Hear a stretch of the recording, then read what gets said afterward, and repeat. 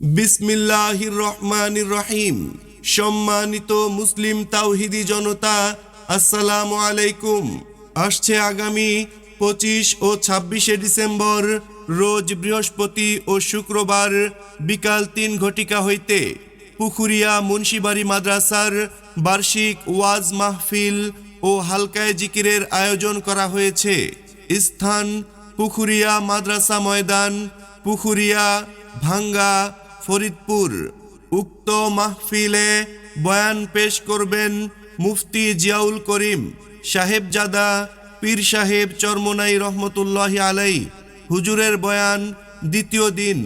আরও বয়ান পেশ করবেন মুফতি ইসমাতুল্লাহ কাসেমি পীর সাহেব নগরকান্দা। আরও বয়ান পেশ করবেন মুফতি শিহাব বিন আনসারি পীর সাহেব সোনারগাঁও। আরও বয়ান পেশ করবেন হজরত হাফেজ আমিনুল ইসলাম অন্ধ হুজুর, ইমাম কাম অডিটর, গোপালগঞ্জ জেলা মুজাহিদ কমিটি।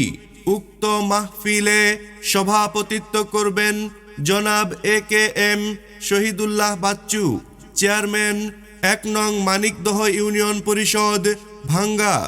উক্ত ওয়াজ মাহফিলে জিকিরের সাথে দলে দলে যোগদান করে অশেষ নেকি হাসিল করুন।